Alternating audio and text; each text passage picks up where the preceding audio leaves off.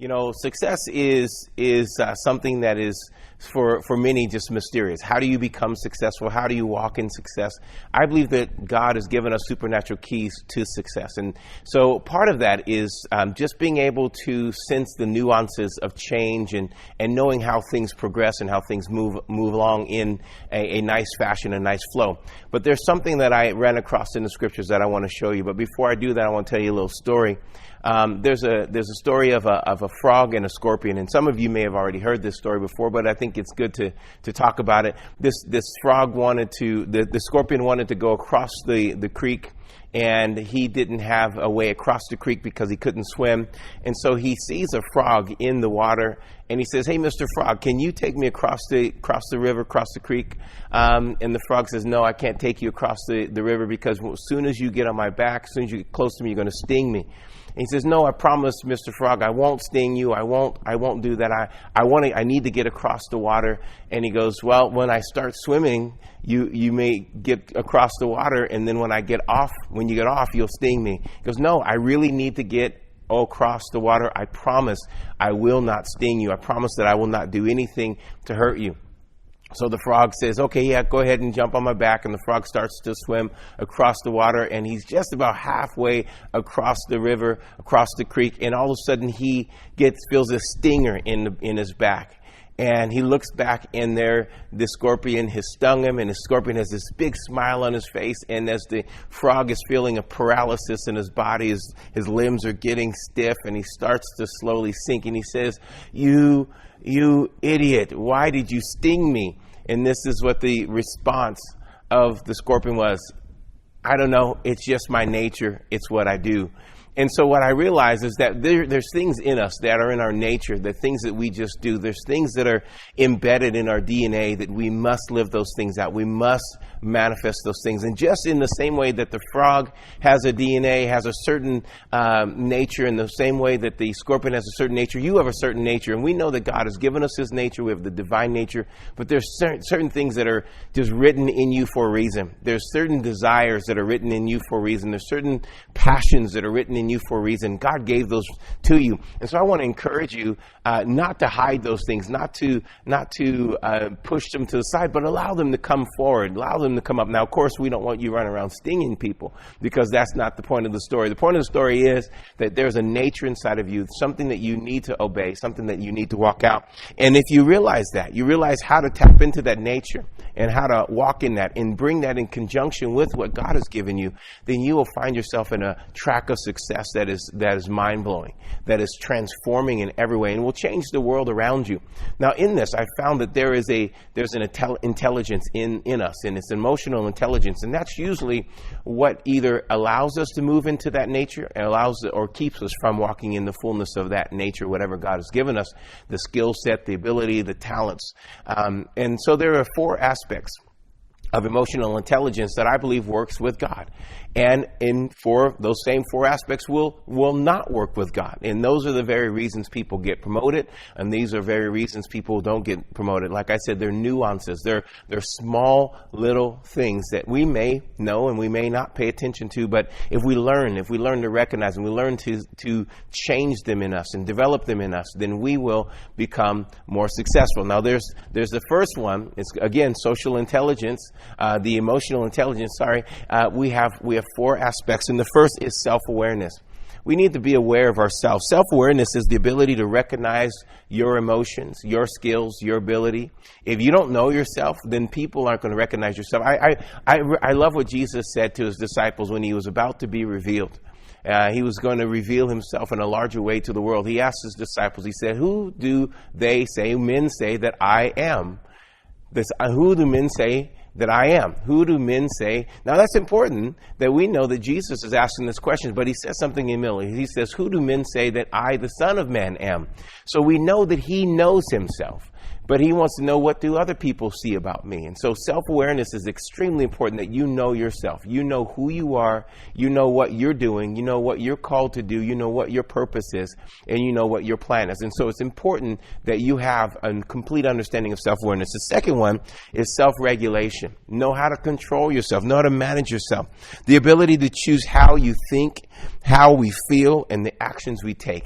That's extremely important that you would know that about yourself, that you would know how to regulate yourself. The third is social awareness, the ability to understand and respond to the needs of others. And the fourth is relationship management. Now, these are all the four aspects of emotional intelligence. Now, this is important because if we manage those, if we get those down, success is going to just come so easily and so quickly. Part of it is just working on us. If we want to scale the next level, we have to work on us. And so we want to find this in our lives. And so let's start with the first one, the self-awareness. Self-awareness is great because you need to know who you are. You need to know what your abilities are, and you need to know what you bring to the table. You bring something to the table. Every time you sit down in negotiation, you bring something to the table. Every time you sit down in a conversation, you bring something to the table. If you walk into that interview or whatever it may be insecure, then you aren't fully aware of yourself. And so we want to help you increase in your awareness. Now, that's what our first show is going to be on. The second one, we're going to just step right into that next level of self-regulation. But let's talk about self-awareness. The scripture is very confident in telling us that we need to know ourselves. And there's a scripture that we look past in 1 Corinthians chapter 12, verse 1. It says, "Now concerning spiritual gifts, brethren, I do not want you to be ignorant." Now, this is important because there is a word, if you look at the scriptures, there's a word that's italicized there, and it says, "Now concerning spiritual," and then gifts. The word gifts is italicized, which means that word is added. And that word being added says, "Now concerning spiritual, brethren, I do not want you to be ignorant." Now, this is not talking about a thing that we function in. That word spiritual is pneumatikos, which means now concerning your identity, who you are, what you are. It's not just an ideology, it's an adverb. It actually describes, it's a description of you. Now, it describes you as someone who is governed and led by the Spirit of God. Someone who has that has the Spirit of God living in them. And it's not just something you do. It's not a gifting. It's who you are. It's what you are. Now, if that's true, that's your nature. Your true nature is spiritual. Your true nature is spiritual. Now, spirit is something amazing because spirit is influential. We call things spirit that usually has something to do with spooky. But do you know when you feel good around someone, that's spiritual? When someone feels good around you, that's spiritual. When someone feels like they can trust you, that's spiritual. When someone feels like, I don't know what it is about you, but I really need to have you in my life, that's spiritual. When you have those kinds of encounters, that's spiritual. That's not that you have a spiritual gift. That's because you are spiritual. You actually are a spiritual individual. And what is inside of you comes out. The self-awareness of who you are, how you feel, the confidence that you feel, it exudes out of you, and people can feel that also. And they feel comfortable with you. They feel confident with you. They feel secure with you if you feel comfortable, confident, and secure with yourself. So that's extremely important that you have that in you. There is the father, they call him the father of psychology. His name is Abraham Maslow. He said this: "A musician must make music. An artist must paint. A poet must write. If he is to be ultimately happy, what a man can be, he must be. This need we may call self-actualization." If you're a musician, you must make music. If you're a poet, you must write poetry. If you're a writer, you must write. Whatever it is. If you're an entrepreneur, you must be an entrepreneur. That's your nature. Don't fight it. Don't just settle for what's easy. Allow that to come out. Fight for it to come out. That's self-actualization, knowing who you are, what you're to achieve, what you're to accomplish, how you're to achieve it. And I would encourage you to go ahead and do it. Now, in order to do that, you have to overcome certain things. You have to overcome the sense of needing something. I think one of the biggest things is we feel like we need so much so we don't move into our next level. Well, if I was just taller, then I would do this. Or if I was just skinnier, then I would do this. Or if I was just smarter, I would do this. If I just had 15 degrees, I would do this. And those things are often talking us out of the fact that we have something in us that is craving to get out of us. And if we would just start moving towards it, we may find that we have the ability to achieve it without some of the things that we think we have need of. And so I want to encourage you to move towards the vision, move towards the goal, move towards it. And as you move towards it, you'll discover that you have more inside of you than you thought you had. There was Renoir. He was a painter and an artist. And, his first start in the creative world was singing.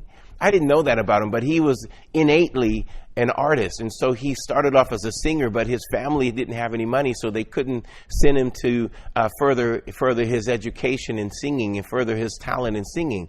And so his family was so poor, he had to go get a job, and he went to work in a factory. And he went to work in the factory painting little things like pots and little knickknacks and things, painting that. And his supervisor saw his talent in painting and went and sat with his family and said, we really need to draw this talent out of him. I'm going to pay for him to go to schooling to draw it out. And he became a world-class artist because someone saw it, and he was able to move past the need. It's amazing. The first thing that he was talented in was singing, and they actually say he was a better singer than he was an artist. But he felt like there was such need there, need for finances, need for training, that he didn't pursue it, and he just settled into mediocrity. And if it wasn't for his supervisor to see that there was something bigger in him and invest in him and overcome that need, then he wouldn't be the artist that we know today. And I wonder if there's something like that in your life, something that you've been putting off, and something you're saying, well, if I just had this, if I just had the education, I would really do it. I want to just encourage you, go for it, sing, do whatever you have to do. You can go online and find so many different classes and lessons on the things that are in your heart, and just get busy with it. And as you grow in it, you'll get confident in it, and it will attract more people to it. And then you'll find yourself growing further and further in it because you have the ability. Just watching programs like this on this channel will literally transform your life. Just will educate you in such a major way that you will have the confidence to move forward into your next level. So I want you to be the one that moves into your next level.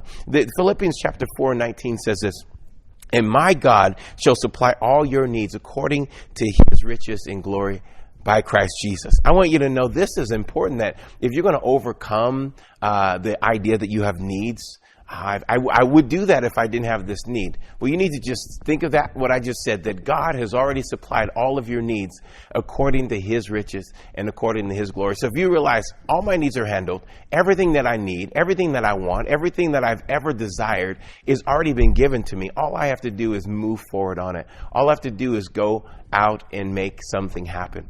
And if I can encourage you to do that, there's another statement by Maslow, and this was in 1943. He says this, human needs are arranged themselves in a hierarchy of importance. You have to know that your needs arrange themselves in a hierarchy of importance. This is to say that the appearance of one need usually rests on the prior satisfaction of another. So in order for you to get to your next level and really encounter another need, you have to actually satisfy the one need before you go up. So it's this pyramid of needs that happen in our lives. So that means if you're not handling the current need, you're not going to be ready for the next need. There's always a need in your next level. There's never a point where you don't have a need. And so let's realize that. So you think, well, I have this major need. Well, once you get that handled, there's going to be another need. So you might as well get moving. Get moving in what God has for you and what the plan is. And so he has laid out this scale. Maslow has laid out this scale. And I think it's important to know that the first need all of us have is physical needs, eating, breathing, sleeping, those kinds of needs. Well, when you handle that, then it opens up the next need. The next need is the feeling of safety. So he says the first level is just your physical needs. The second level is that you feel safe. I want to encourage you that once you have all of your needs taken care of, I eat well and I have to, then you're going to make sure that you have safety. You see all these commercials online and on TV right now that everybody's buying different things for their homes and security, because that is a need of society to feel like you're safe, right? And so you have that need taken care of. But the Bible tells us that God has supplied all of our needs according to his riches. So that means I should feel safe because he's watching over me. I should feel like all of my needs are provided for because he is my provider. The next one is that you feel like you belong and you feel like you're loved. So we have first the physical, then we have the safety, and then we feel like we belong, that we are actually a part of a team, that we're part of a community, that we lock in. So let me just encourage you, if you're a business owner, this is what you need to feel like. You need to understand that people feel like walking into your business. Do they feel like their physical needs are being met when they come in? Do they feel like what they need is taken care of there? Do they feel safe while they're in the environment? And then the thirdly, which I think is really important, because they come in may come in wanting those first two answered. But the truth of the matter is, do you make them feel like they belong? Do you make them feel loved? Do you make them feel like they are the most important person in that office or in that store at the moment? That's important for them. That's important that we all feel like we belong. How about in our families? Does your wife feel like she belongs and that she's loved? Does your husband feel like he belongs and he's loved? Does your child feel like he's loved and belongs? Those are very important needs. Now, if those needs are not handled, then of course the next need, which I'm going to share with you, is not going to be handled. And this is all, again, in that first one, being self-aware, making sure that we understand ourselves, self-actualization. Do I feel like I belong? Whether you're part of a community, a church community, whatever it may be, do you feel like you belong? That's important that everyone feels like they belong. In order for you to go to the next level, which is the next level, is self-esteem. That everyone feels like they add something. They're added to, but they're adding something. They feel like they have a high regard and high respect for themselves, and they feel healthy and positive, and they feel like they can add to the team. Now, that's important that you know that we've gone through 3 stages before we get to number 4. If someone's in our environment, do we make them feel physically like they're taken care of? I remember, the first thing that I learned in my house is that when we have a guest coming, to offer them something, to offer them water, or offer them, what I realized what that is? That's an ability to make sure that a person feels like their needs are taken care of. Then they feel safe. Then they feel like they belong, that they're part of, that we're listening and paying attention and engage them. And then the next thing, again, is that self-esteem, that we have that strong self-esteem, that ability to make people feel like they are important, but then at the same time that I feel like I'm important. So we have that. And then number 5, the last aspect of it, which is being. That I am in my needs concerning creative self-growth are the most important. Now, that's dealing with me as a being. Now I'm in my space, and am I growing in my space? Am I growing in my identity? Am I growing in who I know that I'm called to be? Am I transforming? Am I growth now allowing my creativity to really flourish?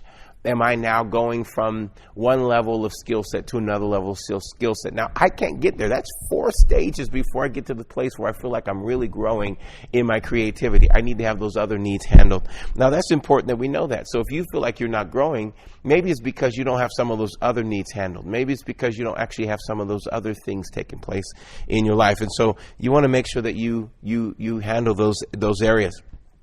The other thing is Colossians says this: Christ, the hope in you, Christ in you, the hope of glory.